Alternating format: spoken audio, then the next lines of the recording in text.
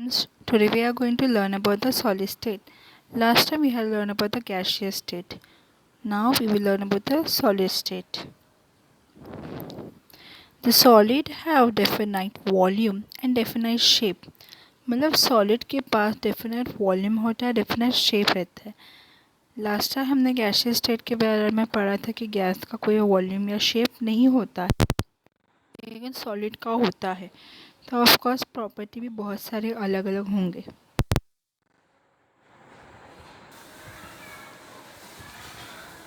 Particles are held together by fairly strong forces. Therefore, they are present at fixed position. Particle जो है एक दूसरे के साथ रहता है स्ट्रॉन्ग फोर्सेस की वजह से, इसलिए फिक्स पोजीशन में रहता है. Solids are classified as crystallines and amorphous. Solids classify होता है दो कैटेगरी में, क्रिस्टलाइन सॉलिड्स और एमोर्फस सॉलिड्स. जो हम टेबल में देख सकते हैं इससे पता चलेगा क्रिस्टलाइन और एमोर्फस दोनों में क्या फ़र्क है. Crystalline solids they have long range order. Crystalline solids में के पास लॉन्ग रेंज ऑर्डर है. Amorphous solids they have short range order. ठीक है, एमोर्फस सॉलिड में शॉर्ट रेंज ऑर्डर है. Crystalline solid they have sharp melting point. Amorphous solid they do not have sharp melting point. ठीक है, तो crystalline solids में sharp melting point है, amorphous solid में मेल्टिंग पॉइंट शार्प नहीं है. Crystalline solids they are given cleavage, that is they break down into two piece with plane surface. मतलब crystalline solid जो है वो क्लीवेज देता है. इसका मतलब ये है वो ब्रेक होता है दो पीस में प्लेन सरफेस की वजह से. अमोर्फस सॉलिड्स ये इरेगुलर क्लीवेज देता है, मतलब they are given irregular cleavage, that is they break into two piece with irregular surface. तो एमोर्फस सॉलिड जो है इरेगुलर क्लीवेज देता है, मतलब वो ब्रेक होता है दो पीस में इरेगुलर सरफेस की वजह से.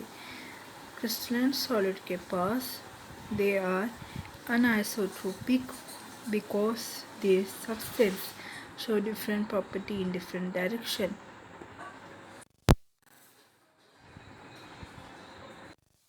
मतलब क्रिस्टलाइन सॉलिड जो है अनआइसोट्रोपिक है. इसका मतलब क्या है कि सब्सटेंस जो है अलग अलग प्रॉपर्टी दिखाता है अलग अलग डायरेक्शन में. ठीक है, मतलब अलग डायरेक्शन में अलग प्रॉपर्टी दिखाता है. Amorphous solids they are isotropic because of this substance show same property in all direction. Amorphous solids में सब्सटेंस जो है वो सभी डायरेक्शन में सेम प्रॉपर्टी दिखाता है.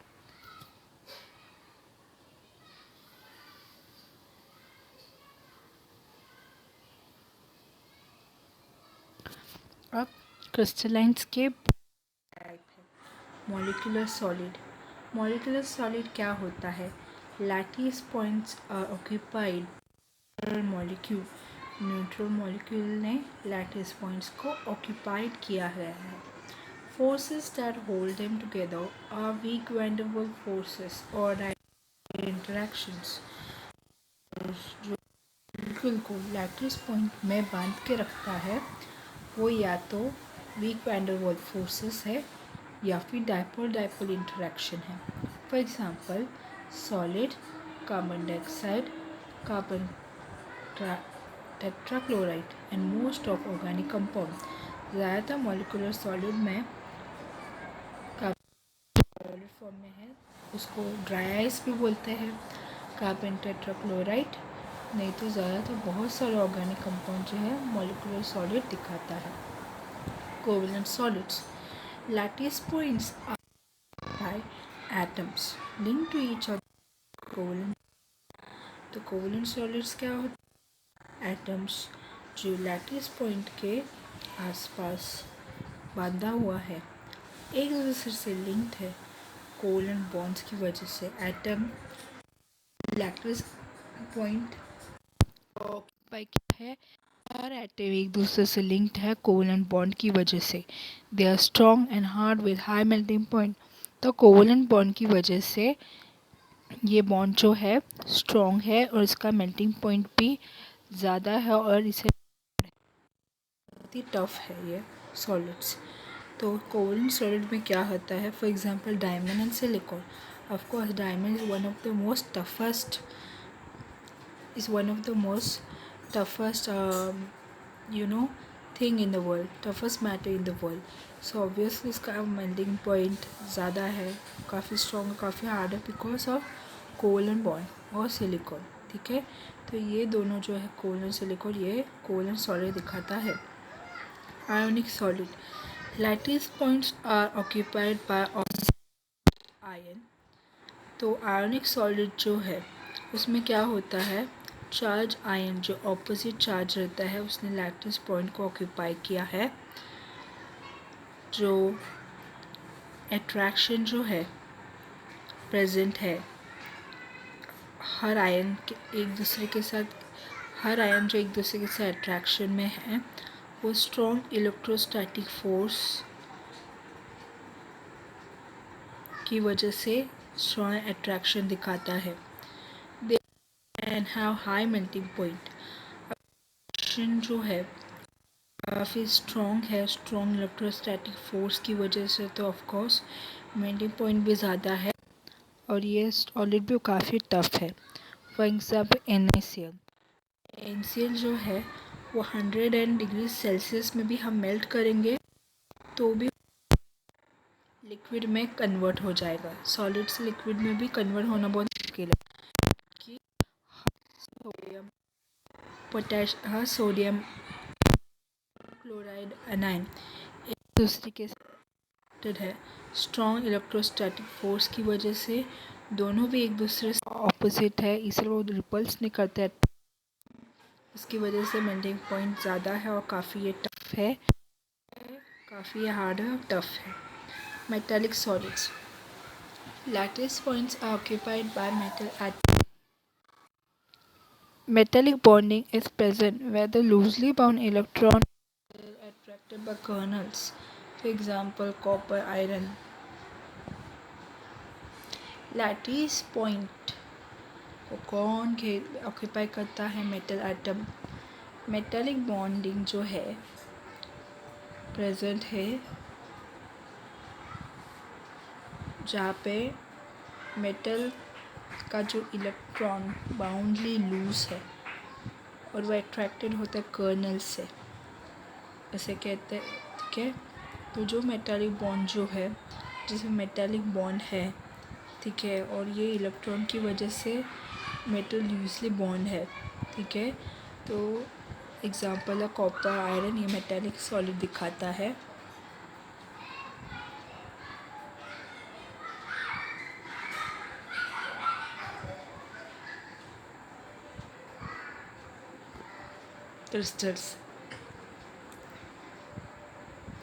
क्रिस्टल्स जो है होमोजेनियस पोर्शन है क्रिस्टलाइन सब्सटेंस का।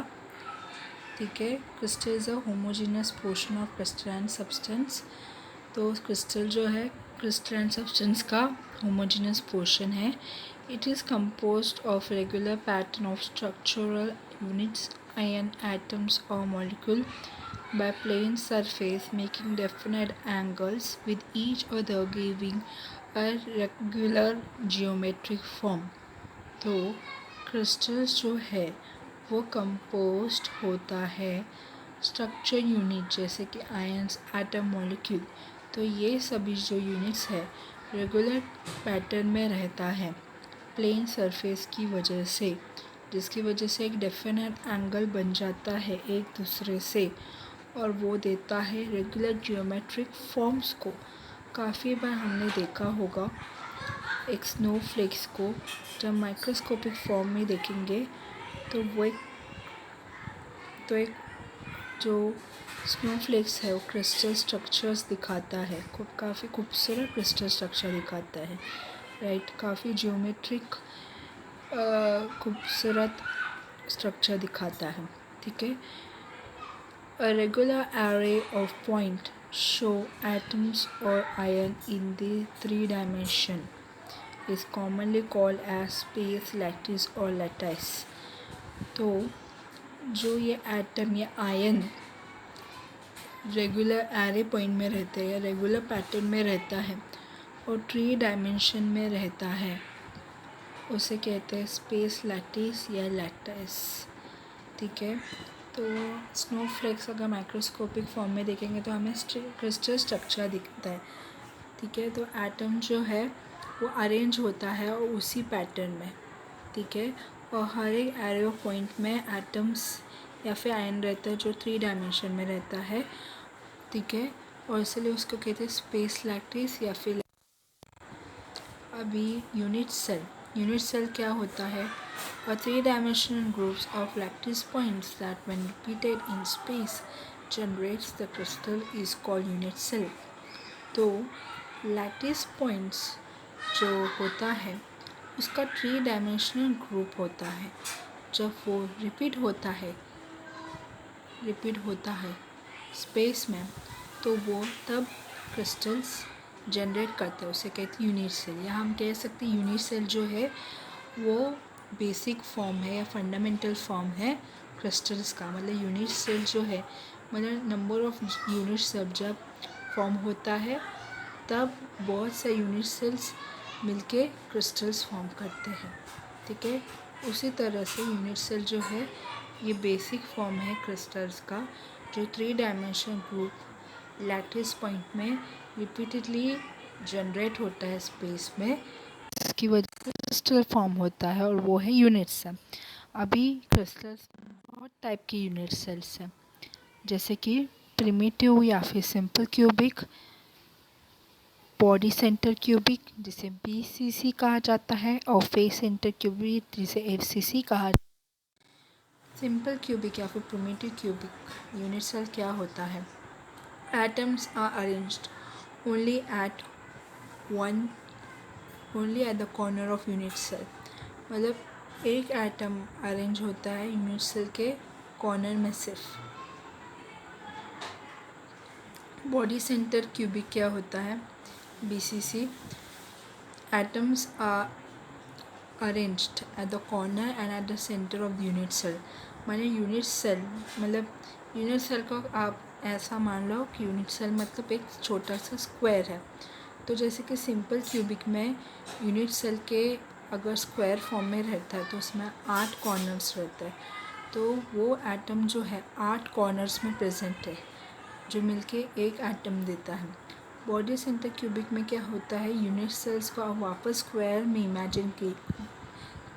आप इमेजिन करो और आप ऐसा सोचो कि स्क्वायर में 8 कॉर्नर्स है, तो 8 कॉर्नर में एक एटम जो है हर एक 8 कॉर्नर के यूनिट सेल को में अरेंज है। दूसरा भी हिस्सा है जो यूनिट सेल का सेंटर, मतलब यूनिट सेल जो स्क्वायर फॉर्म में है उसके प्लेन में सेंटर में भी एटम्स है। ठीक है, तो स्क्वायर में कितने होते हैं सेंटर?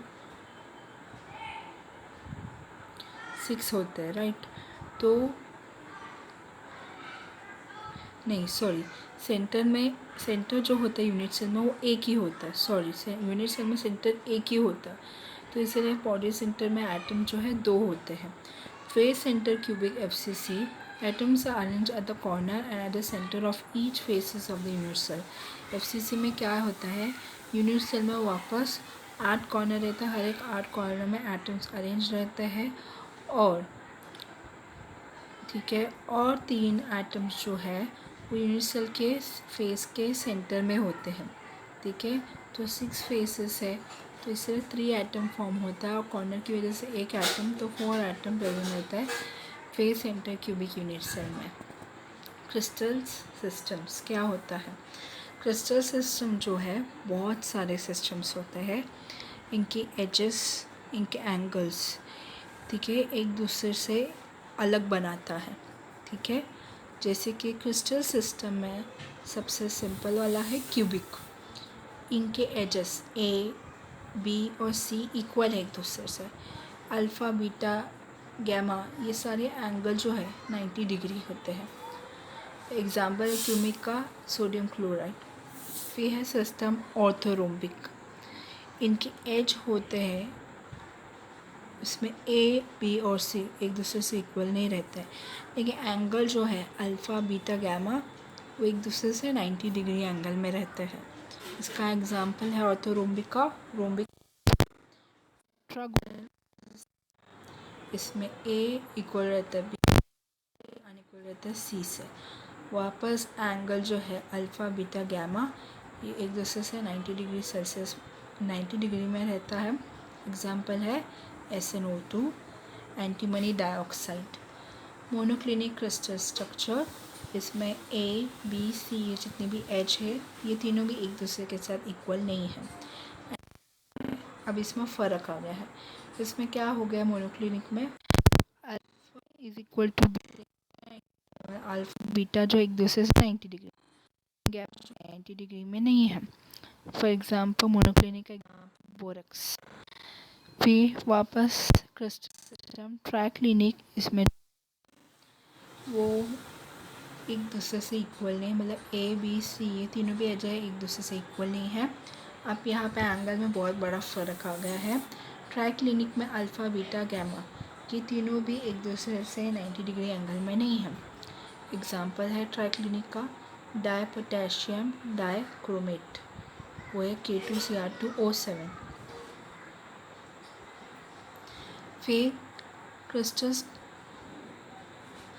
K2Cr2O7 जो है ऑरेंज कलर सोल्यूशन है। अभी है हेक्सागोनल क्रिस्टल स्ट्रक्चर, एच है a equal to b unequal to c. Okay, angle है a is equal to beta is equal to 90 degree, alpha beta जो है 90 डिग्री एंगल में है, गामा जो है 120 डिग्री है। एग्जांपल जो है हेक्सागोनल का वो है लीड डाइआयोडाइड। फिर लास्ट क्रिस्टल स्ट्रक्चर है रोम्बोहेड्रल, एज है इसमें एज जो है ए, बी, सी एक दूसरे से इक्वल है, एंगल जो है alpha equal to beta equal to gamma unequal to 90 डिग्री, मतलब अल्फ़ा, बीटा, गामा एक दूसरे से सेम है लेकिन एक दूसरे से 90 डिग्री में नहीं है। तो एग्जांपल है रोम्बोहेड्रल का sodium trinitrate, Bravais lattice.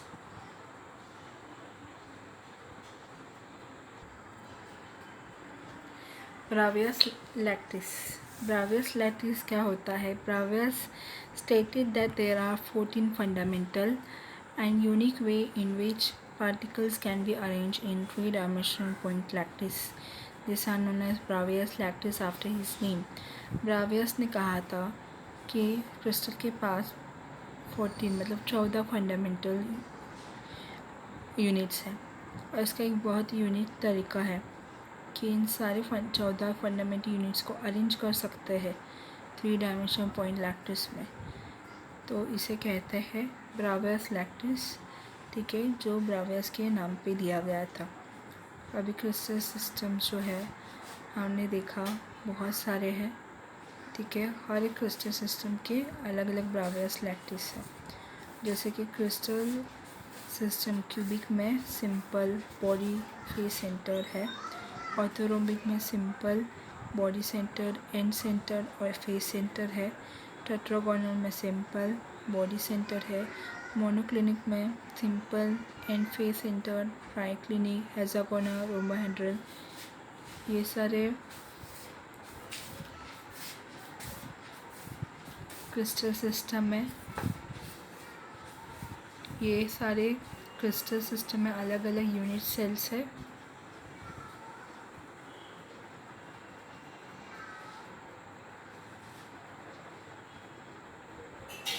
Contribution of different type of particles to the unit sales.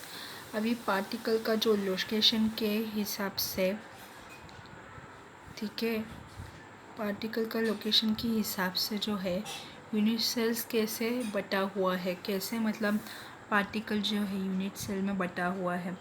तो बॉडी सेंटर में जो पार्टिकल का लोकेशन है उसमें यूनिट सेल का जो कंट्रीब्यूशन जो हुआ है पार्टिकल का वो 1 है। फिर लोकेशन जो है पार्टिकल का फेस सेंटर में उसमें यूनिट सेल का जो कंट्रीब्यूशन है 1/2 है। फिर पार्टिकल का लोकेशन जो है एट सेंटर में 1.4 कंट्रीब्यूशन है और पार्टिकल जो कॉर्नर में है उसका कॉन्ट्रीब्यूशन 1/8 है। अब total number of particle in different unit cells contributions number of particle. तो यूनिट सेल में सिंपल क्यूबिक होता है, तो इसमें कॉन्ट्रीब्यूशन जो है 1/8 multiply by 8 gives 1 corner, number of particle is 1। तो सिंपल क्यूबिक में मतलब एटम जो है, ठीक है, वो 8 कॉर्नर में डिवाइडेड है और कितने कॉन्ट्रीब्यूशन में 8 कॉर्नर में डिस्ट्रीब्यूटेड है 1/8। तो 1/8 जो है एटम का पार्टिकल वो 8 कॉर्नर्स में है। तो इन सबको कैलकुलेट करके हमें एटम जो मिलता है सिंपल क्यूबिक सेल में वो 1 मिलता है। बीसीसी में वापस एटम जो है यूनिट सेल के 8 कॉर्नर्स में 1/8 में डिस्ट्रीब्यूट होता है, तो उसकी वजह से 1 एटम मिलता है। फिर एक एटम जो होता है वो बीसीसी यूनिट सेल के सेंटर पे रहता है। तो कॉर्नर और बॉडी सेंटर ये दोनों एटम को मिला के नंबर ऑफ पार्टिकल जो बीसीसी में मिलता है वो 2 है, मतलब 2 atoms in BCC unit cell. FCC में जो पार्टिकल है वापस 1/8 में डिस्ट्रीब्यूट होता है पूरी यूनिट सेल के 8 कॉर्नर में, तो उसकी वजह से एक एटम तो फॉर्म होता ही है कॉर्नर से, यूनिट सेल के कॉर्नर से। फिर एटम जो है 1/2 के फॉर्म में, मतलब हाफ के फॉर्म में एफसीसी यूनिट सेल के फेस पे है, फेस सेंटर पे है, तो उसकी वजह से कितने एटम्स आते हैं, 3 एटम्स आते हैं। तो कॉर्नर और फेस सेंटर को मिला के 4 एटम्स हमें एफसीसी यूनिट सेल में मिलते हैं। Density of the crystals. Density of the crystal is represented by the density of the unit cells. तो क्रिस्टल्स का जो डेंसिटी है वो रिप्रेजेंट होता है यूनिट सेल के डेंसिटी की वजह से।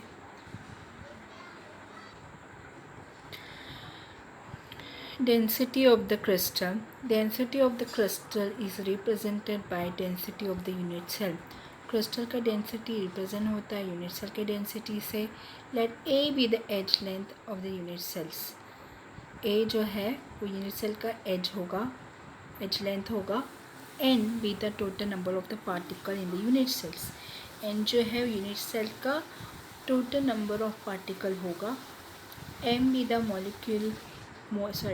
m be the atomic or molar mass of the substance constituting the crystals। m जो है जो क्रिस्टल में रहता है उसका सब्सटेंस का मोलर मास या एटॉमिक मास। फिर n जो है वो एवोगाड्रो नंबर रहेगा। डेंसिटी रो जो है n m/n a क्यूब, ठीक है। फिर relation between edge length a and radius of particles in a unit cell are small r। unit cell relation distance between nearest neighbor। तो simple cubic में हमें पता है एक एटम है, तो रेडियस का जो रिलेशन है सिंपल क्यूबिक के एक एटम से रेडियस का रिलेशन क्या है, रेडियस जो है a/2 है, ठीक है। और a पता है, a जो है यूनिट सेल का एज लेंथ है, ठीक है। तो एटम का जो रेडियस है उसका यूनिट सेल के एज के साथ a/2 का रिलेशन है। फिर distance between the nearest neighbour, फिर दो एटम के बीच में डिस्टेंस कितना है, d=a, ठीक है, d=a।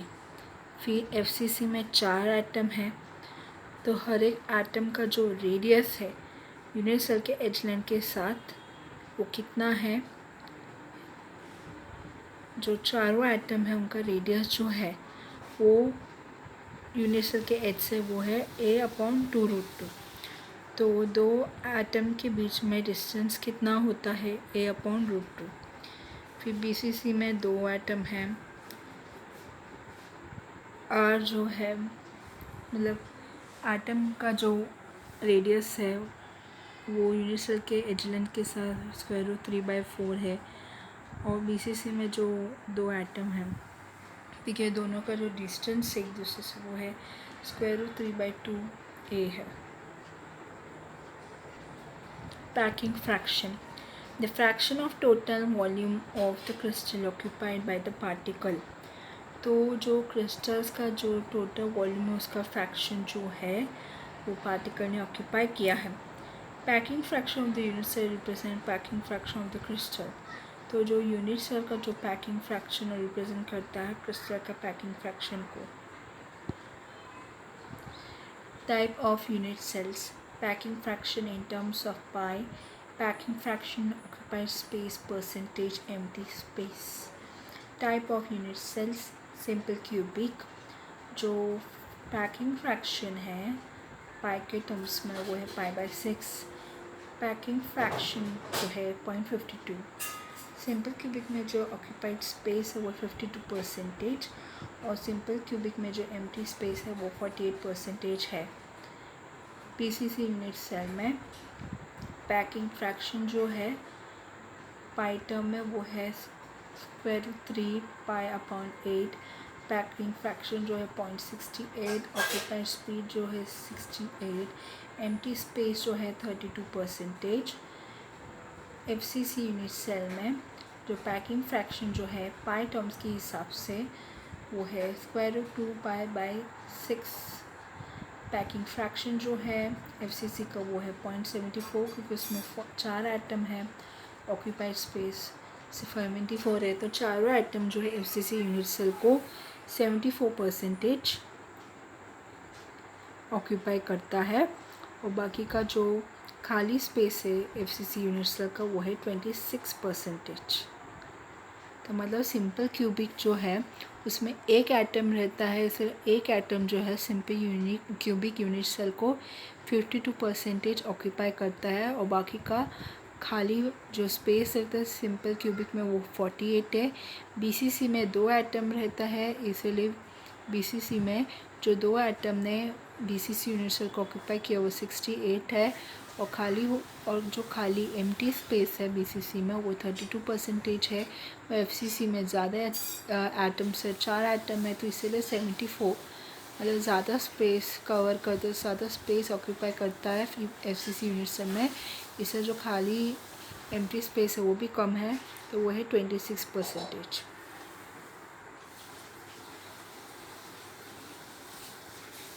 Bragg's law. Study of internal structure of crystals can be done with the help of X-ray. तो X-ray की हेल्प से हम क्रिस्टल के इंटरनल स्ट्रक्चर को अच्छे से स्टडी कर सकते हैं। The distance of constituent particle can be determined from diffraction value by Bragg's equation. तो एक इक्वेशन है जिसे ब्रैग्स इक्वेशन कहते हैं, ये ब्रैग के साइंटिस्ट ने ढूंढा था। एक्चुअली इसमें ब्रैग में एक साइंटिस्ट नहीं दो साइंटिस्ट है जिनका रिलेशन फादर और सन का है। Okay, so coming back to topic, Bragg's equation से हमें क्या पता चल सकता है। ब्रैग इक्वेशन से हमें डिफ्रैक्शन का वैल्यू पता चल सकता है। डिफ्रैक्शन वैल्यू से हम क्या डिटरमाइन कर सकते हैं कि हर एक पार्टिकल जो क्रिस्टल में है, ठीक है, हर एक कॉन्स्टिट्यूएंट पार्टिकल जो क्रिस्टल में है तो उनका डिस्टेंस कितना है वो हम जान सकते हैं। तो ब्रैग इक्वेशन है n lambda is equal to 2d sin theta, where lambda is the wavelength of X-ray. Lambda जो है एक्सरे का वेवलेंथ है, n is the order of reflection, n जो है रिफ्लेक्शन को ऑर्डर है, theta is angle of reflection, reflection जो है एंगल है, d is distance between two parallel surface, दो पैरेलल सरफेस के बीच में जो डिस्टेंस है वो d है। Close packing of identical spherical particles HCP, hexagonal close packing. The spheres are arranged on a flat plane so that each sphere is in contact with six spheres at the corner of regular hexagonal called layer A.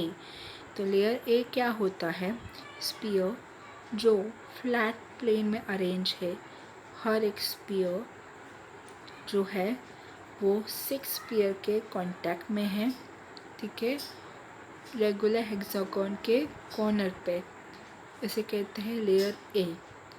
फिर second layer B is placed on the layer A such that the sphere of the second layer occupy alternate hole in the layer A। और second layer B जो है वो layer A के जगह पे आता है इस तरीके से कि second layer जो है वो layer A का alternate hole form करता है। The layer A and B are then repeated on or discussed above। तो इसी तरीके से जैसे हमने सीखा कि लेयर ए किस तरीके से किस पैटर्न में अरेंज होता है और लेयर बी जो है उस लेयर ए के ऊपर किस तरीके से ऑल्टरनेट होल फॉर्म करता है, तो यहाँ पे लगातार ए और बी लेयर रिपीटेडली लगातार फ्लैट प्लेन के फॉर्म में अरेंज होते रहता है, ठीक है। This arrangement is called as A B A B A B A B. तो ये अरेंजमेंट जो है उसे कहते हैं A B A B A B. और ये जो पैटर्न जो है, ये अरेंजमेंट जो है, ये कुछ मेटलिक एलिमेंट जैसे कि कैडमियम, मोलिब्डेनम, जिंक, वेनेडियम, तो इन सभी मेटल जो है इनके एटम इसी तरीके से अरेंज्ड है।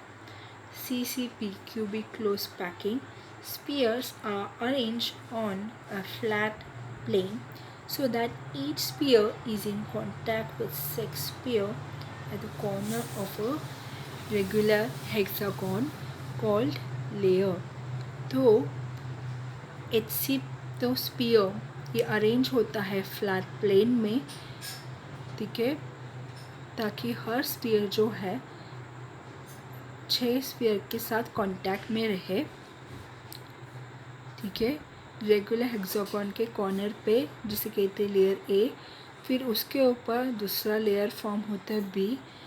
If place on a layer A such that sphere of the second layer occupy alternate hole in layer A. तो सेकेंड लेयर जो है दूसरा लेयर बी का, वो लेयर ए के ऊपर अरेंज होता है इस तरीके से कि बी का सेकेंड लेयर जो है वापस लेयर ए का होल को ऑल्टरनेट करता है। अभी और एक नया लेयर आता है, वो है तीसरा लेयर जो है सी। अभी वो इस तरीके से लेयर बी के ऊपर रखा जाता है कि लेयर बी की थर्ड लेयर सी का जो स्फीयर है वो ऑक्यूपाई कर सके दूसरे खाली ऑल्टरनेट होल को जो लेयर ए में है। तो इस तरीके से तीनों layer A B C repeatedly arranged होता है। तो ये जो अरेंजमेंट जो है उसे कहते हैं A B C A B C A B C A B C. For example silver, gold, copper, platinum, तो ये सभी जो मेटल है सिल्वर, गोल्ड, कॉपर, प्लैटिनम, ये ए बी सी लेयर में अरेंज होते हैं इन सब के atoms. In the above two arrangement, each sphere has 12 sphere as its nearest neighbor। तो जो इस पैटर्न में ए बी सी पैटर्न में 12 स्पेयर रहता है, ठीक है, मतलब हर एक स्पेयर जो है 12 स्पेयर के टच में रहता है, ठीक है। Nearly 74% space is occupied.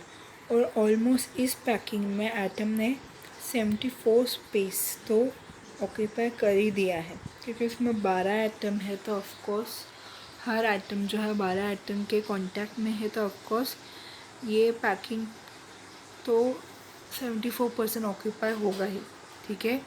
Types of void. Tetrahedral void, it is formed when a sphere fit into depression formed by 3 other spheres closets packed in 2 dimensions। The number of tetrahedral holes is twice the number of atoms present। तो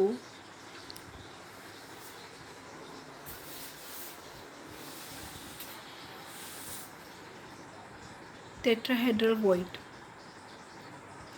ये कैसे form होता है? जब sphere जो है depression में form होता है।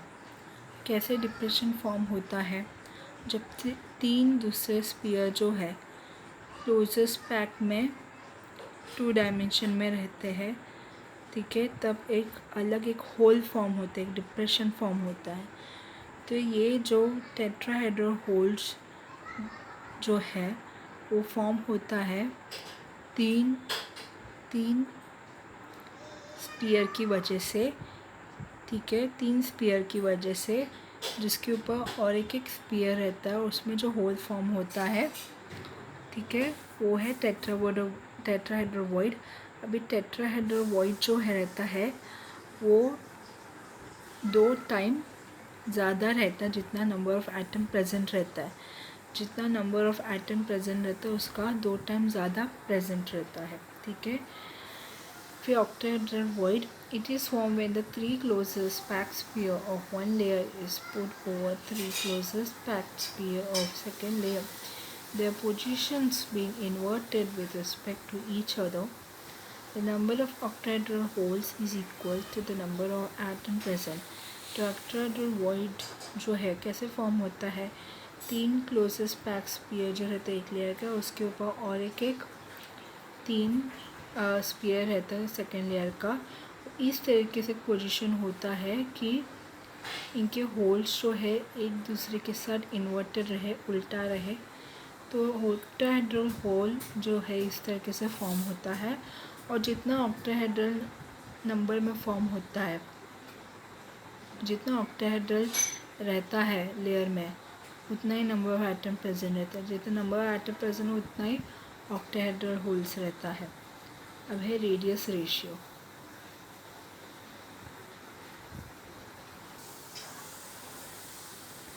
रेडियस रेशियो जो है r+/r- होता है। Ratio of the radius of cation to the radius of the anion is called radius ratio. Radius ratio क्या होता है? जब कैटायन का रेडियस को डिवाइड करेंगे अनायन के रेडियस से, तो वो होता है रेडियस रेशियो। रेडियस रेशियो क्या होता है? जैसे ये फॉर्मूला के हिसाब से कैटायन का रेडियस डिवाइड होता है अनायन के रेडियस से, तो उसकी वजह से हमें रेडियस रेशियो मिलता है, ठीक है। तो r+r- जो है अलग अलग रेंज में है, अरेंजमेंट में अलग है, कोऑर्डिनेट नंबर भी अलग है, ठीक है। तो r+r- रेडियस रेशियो अगर 0.155 से लेकर 0.225 तक रेंज में रहता है तो अरेंजमेंट होता है ट्रायंगुलर प्लेना। कोऑर्डिनेशन नंबर होता है 3, एग्जाम्पल है B2O3 डायबेरियम ट्राफसाइट। जब रेडियस रेशियो जो होता है 0.225 से लेकर 0.414 रेंज में रहता है, अरेंजमेंट होता है टेट्राहेड्रल। कोऑर्डिनेशन नंबर होता है 4, एग्जाम्पल है जिंक सल्फाइड, मर्क्यूरी सल्फाइड। फिर रेडियस रेशियो जो है 0.414 से लेकर 0.732 के रेंज में रहता है, अरेंजमेंट ऑक्टाहेड्रल रहता है, कोऑर्डिनेशन नंबर 6 रहता है, एग्जाम्पल रहता है सोडियम क्लोराइड और कैल्शियम ऑक्साइड।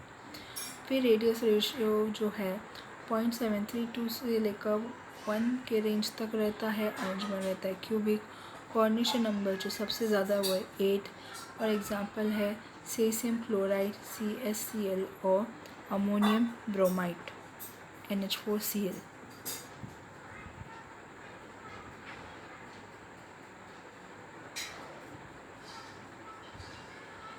अब आता है description of some important crystal structure.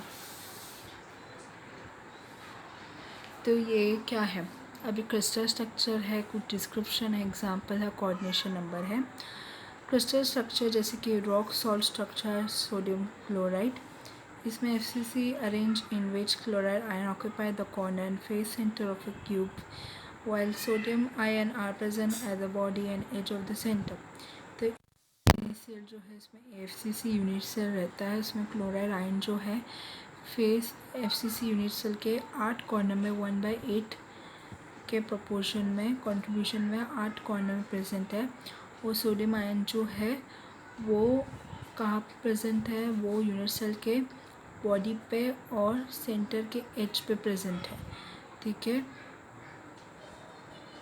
फिर एग्जाम्पल है रॉक सॉल्ट स्ट्रक्चर का, halide of lithium, sodium, potassium, rubidium, silver fluoride, silver bromide, ammonium chloride, ammonium bromide, ammonium iodide, etc. Coordination number है sodium cation का, वो है 6, chloride anion का 6.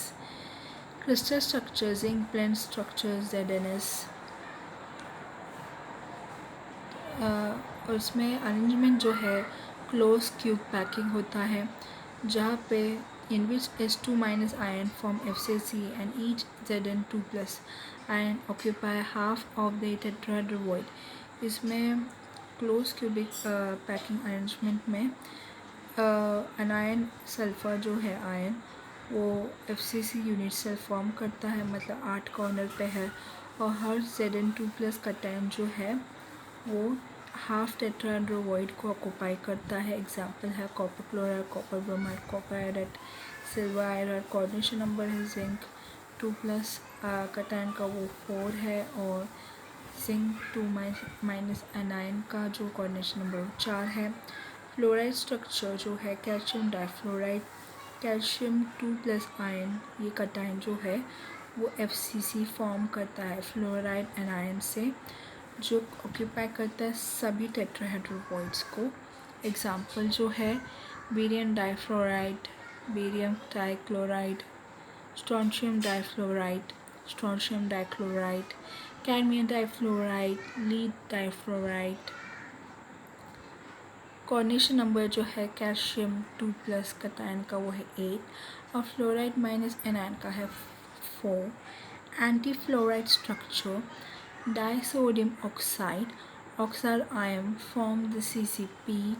Arrangement with the sodium ion occupy all tetrahedral void. Oxide ion जो है वो close cube packing arrangement form करता है सोडियम आयन के साथ, ऑक्यूपाई करते हैं सभी टेट्राहेड्रल वॉइड को. एग्जाम्पल है डाइसोडियम ऑक्साइड. कोऑर्डिनेशन नंबर जो है सोडियम कटायन को जो 4 है, और ऑक्सीजन जो है 2 माइनस एनायन वो 8 है. Cesium chloride structure, BCC arrangement with cesium plus at the body centre and chloro minus ion at the corner of a cube और वाइस वर्सा. सीजियम क्लोराइड जो है इसमें सीजियम प्लस कटायन जो है BCC arrangement में है, ठीक है, मतलब बॉडी के सेंटर में है, और क्लोरा आयन जो है वो BCC सेंटर के क्यूब में 8 कॉर्नर पे है, ठीक है. तो एग्जांपल जो है cesium chloride, cesium bromide, cesium iodide, cesium cyanonitrite, ठीक है. तो ये सभी जो है BCC है, और CS प्लस सीजियम कटायन जो है वो 8 coordination number, chloro ion minus ion जो वो 8 है.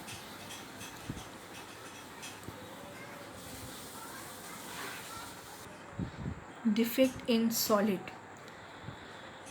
Any deviation from perfectly ordered arrangement constitute a defect or imperfections.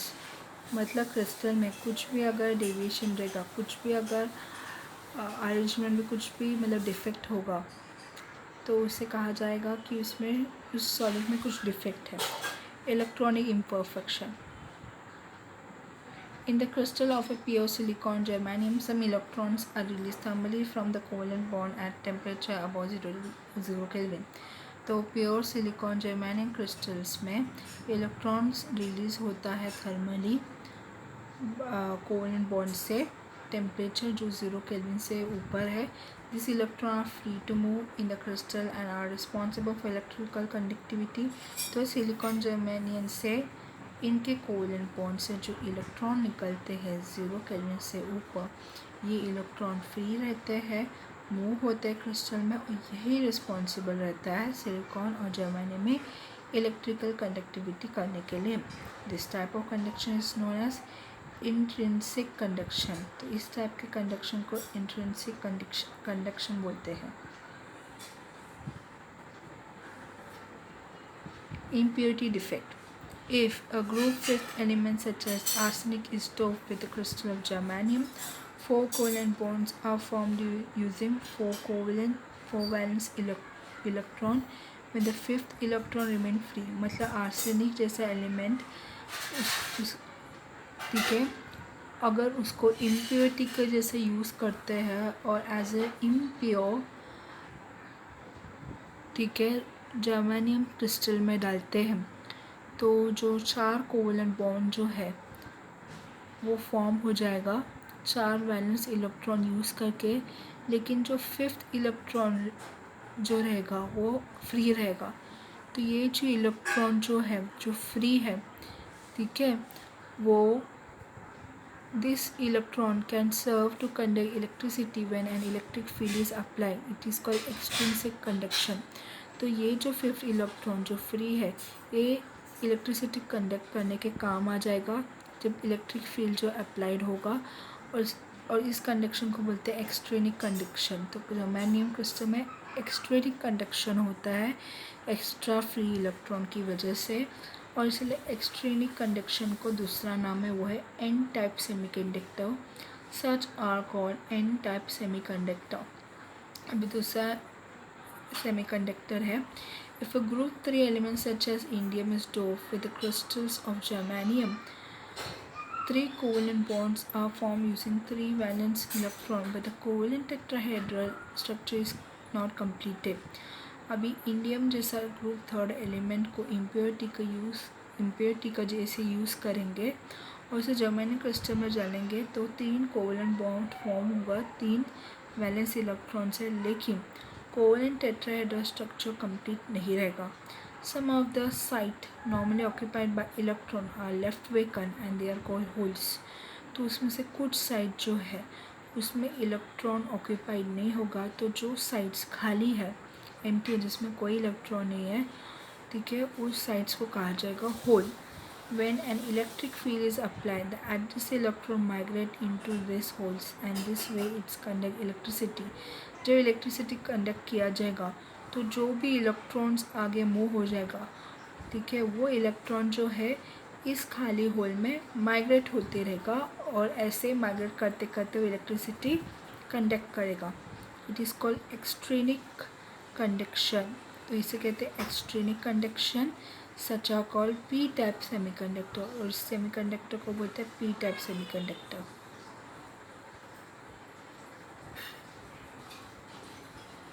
Atomic imperfection or point defect, when deviation exists from the regular or periodic arrangement around an atoms or groups of atoms in a crystalline substance, the defects are called point defect.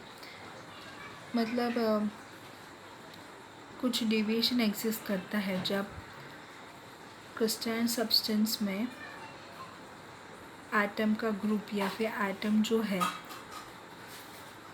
ठीक है, उसका periodic arrangement या regular arrangement में कुछ deviation होता है, तो इस टाइप का डिफेक्ट जो है पॉइंट डिफेक्ट होता है। पॉइंट डिफेक्ट इन क्रिस्टल में भी क्लासिफाई इन फॉलोइंग टाइप, मतलब जो क्रिस्टलाइन सब्सटेंस में एटम्स का नंबर ऑफ एटम्स का अरेंजमेंट है, उस अरेंजमेंट में अगर कुछ डिफेक्ट है तो वो पॉइंट डिफेक्ट है। पॉइंट डिफेक्ट जो है वो क्लासिफाइड होता है बहुत सारे टाइप में।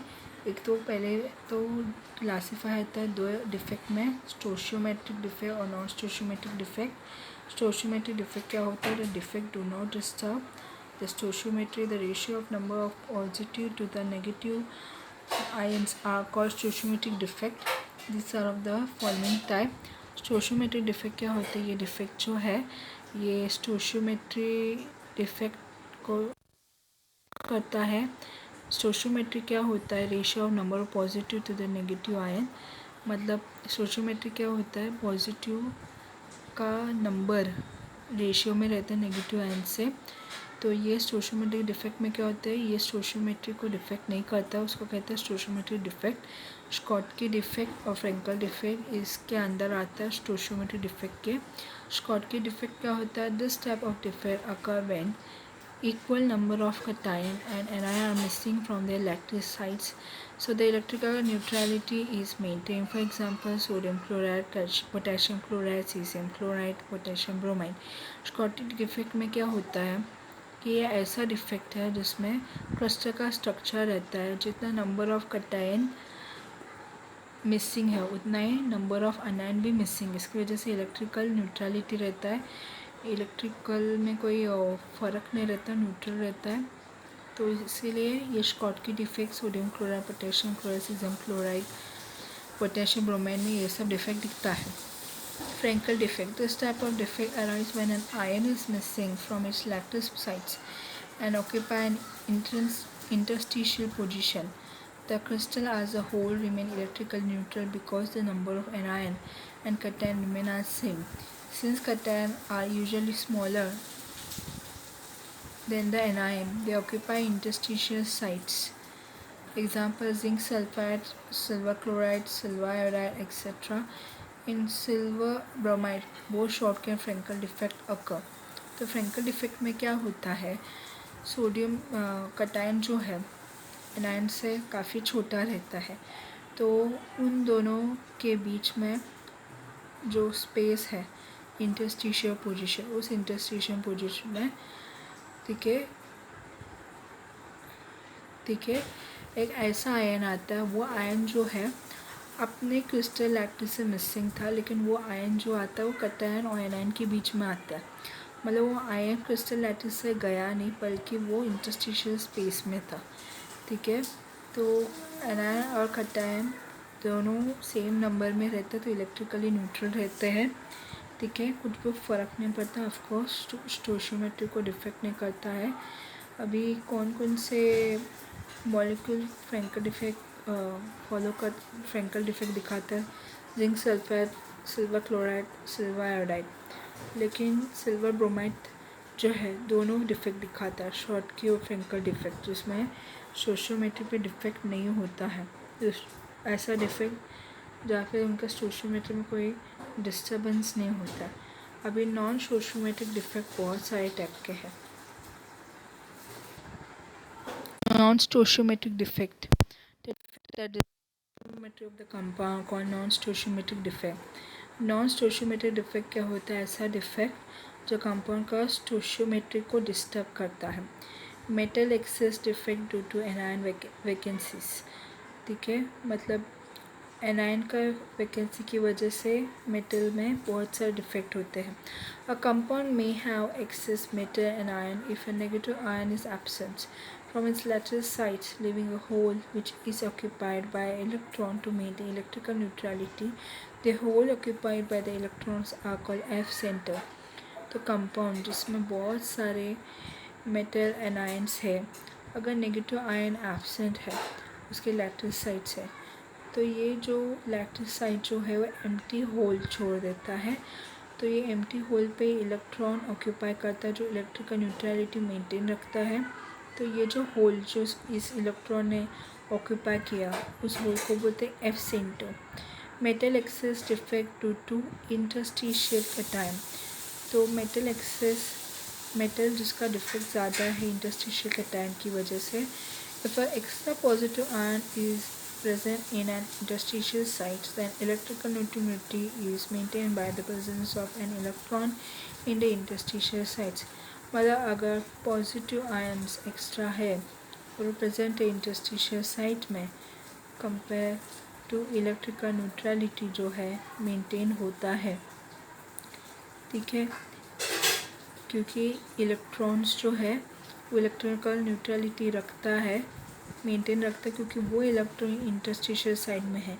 Zinc oxide is yellow when hot, white when cold due to this defect. Zinc oxide जो है जब गर्म रहता है तो येलो दिखाता है, और जब ठंडा रहता है तो वाइट दिखाता है, क्योंकि इस डिफेक्ट की वजह से। Metal deficiency defect by cation vacancy. Metal जो है उसमें डिफेक्ट कम होता है कटायन वैकेंसी की वजह से।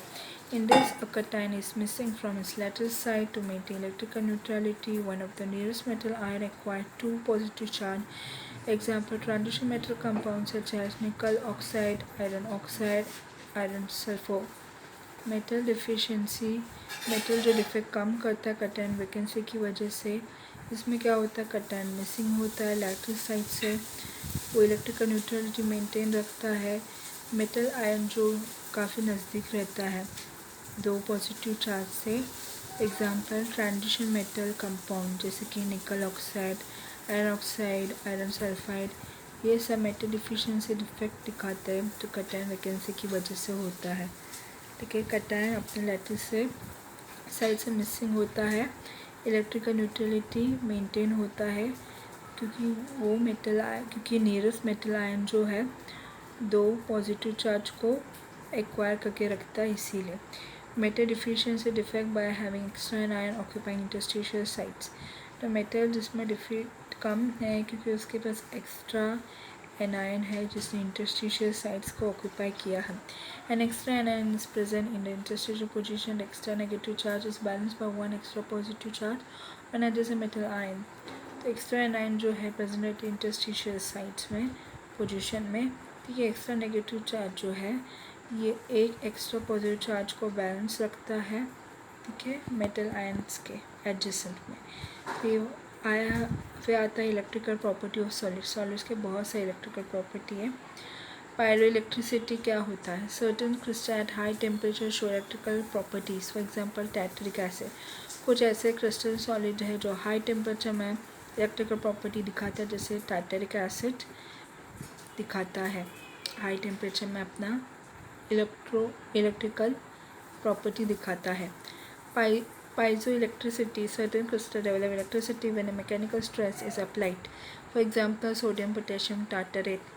Piezoelectricity क्या होता है? कुछ क्रिस्टल्स सॉलिड जो है इलेक्ट्रिसिटी डेवलप करता है जब मैकेनिकल स्ट्रेस अप्लाई होता है, जैसे कि sodium potassium tartrate piezo electricity property दिखाता है क्योंकि ये इलेक्ट्रिसिटी डेवलप करता है जब कोई मैकेनिकल स्ट्रेस अप्लाई होता है। Inverse piezoelectricity, certain crystals develop mechanical stress when electricity is applied to them. कुछ क्रिस्टल जो है मैकेनिकल स्ट्रेस डेवलप करता है क्योंकि उनके ऊपर इलेक्ट्रिसिटी अप्लाई होता है, इसलिए उसको इन्वर्स पाइजोइलेक्ट्रिसिटी कहा गया है। मतलब ये प्रॉपर्टी जो है पाइजोइलेक्ट्रिसिटी से उल्टा है। Ferro electricity even at room temperature और electric dipole oriented in particular direction, for example barium titanate. Ferro electricity क्या होता है? रूम टेम्परेचर में भी सारे इलेक्ट्रिक डाइपोल जो है पर्टिकुलर डायरेक्शन में ओरिएंटेड रहता है, जैसे कि बेरियम टाइटेनेट दिखाता है ये प्रॉपर्टी। एंटी फेरो इलेक्ट्रिसिटी क्या होता है? All electric dipole equally oriented in two opposite direction so that net dipole moment is zero, for example lead zirconate. तो एंटी फेरो इलेक्ट्रिसिटी क्या होता है? इलेक्ट्रिक डाइपोल जो है इक्वली ओरिएंटेड रहते हैं दो ऑपोजिट डायरेक्शन में, तो नेट डाइपोल जो रहता है डाइबाई वो ज़ीरो होता है, तो ली जिरकोन एंटी फेरो इलेक्ट्रिसिटी दिखाता है। Super conductivity, when a current passes through a substance without any resistance, the phenomena is called superconductivity and the substance is said to be a superconductor. Generally, a very low temperature is required to demonstrate superconductivity. Superconductivity are diamagnetic. तो super conductivity क्या होता है? Current pass होता है substance में बिना किसी resistance के, तो वो फिनोमेना को बोलते हैं सुपर कंडक्टिविटी। सब्सटेंस जो है सुपर कंडक्टर कहा जाता है। सुपर कंडक्टर तभी सुपर कंडक्टिविटी दिखाता है लो टेम्परेचर में। लो टेम्परेचर पे ये कंडक्टर सुपर कंडक्टर बन जाता है, कंडक्टिविटी दिखाता है, ठीक है, लो टेम्परेचर में। और सुपर कंडक्टर जो है डायमैग्नेटिक रहता है प्रॉपर्टी में। अभी डायमैग्नेटिक क्या होता है? वो मैग्नेटिक प्रॉपर्टी ऑफ सॉलिड सीखने से पता चलेगा। Paramagnetic, diamagnetic, ferromagnetic, ferrimagnetic, anti ferromagnetic, ये सारे प्रॉपर्टी है मैग्नेटिक प्रॉपर्टी सॉलिड्स के। पैरामैग्नेटिक क्या होता है? Substance that are weakly attracted by magnetic field, one or more unpaired electron present, for example oxygen, nitric oxide. Substance जो magnetic field से weakly attracted है क्योंकि उसमें एक से ज़्यादा अनपेयर इलेक्ट्रॉन है, इसलिए मैग्नेटिक फील्ड से वीकली अट्रैक्टेड है, ठीक है, for example oxygen, nitric oxide. Diamagnetic क्या होता है? Substance that are weakly repelled by the magnetic field, all electrons are pair, for example vanadium pentoxide, benzene. Diamagnetic क्या होता है? सब्सटेंस जो वीकली रिपेल्ड होता है मैग्नेटिक फील्ड से, मतलब मैग्नेटिक फील्ड से अट्रैक्टेड नहीं रहते हैं ये, ठीक है। पैरामैग्नेटिक क्या होता है? मैग्नेटिक फील्ड से अट्रैक्टेड रहता है लेकिन वीकली। और डायमैग्नेटिक क्या रहता है? मैग्नेटिक फील्ड से रिपेल रहता है लेकिन वीकली, ठीक है। तो डायमैग्नेटिक मैग्नेटिक फील्ड से अट्रैक्टेड नहीं है, तो रिपेल रहता है वीकली क्योंकि इलेक्ट्रॉन्स जो है पेयर है, इसलिए वैनेडियम पेंटाऑक्साइड, बेंजीन ये डायमैग्नेटिक प्रॉपर्टी दिखाता है। Ferromagnetic substance that are strongly attracted by magnetic fields, for example iron, cobalt, nickel. Substance जो magnetic field से काफ़ी strongly attracted है.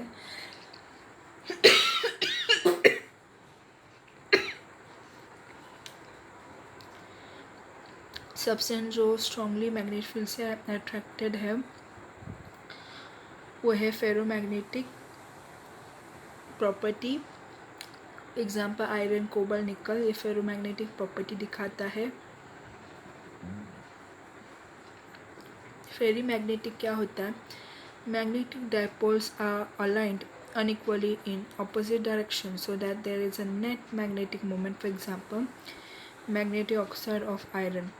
मैग्नेटिक डायपोल जो है अलाइन होता है अनइक्वली ऑपोजिट डायरेक्शन में.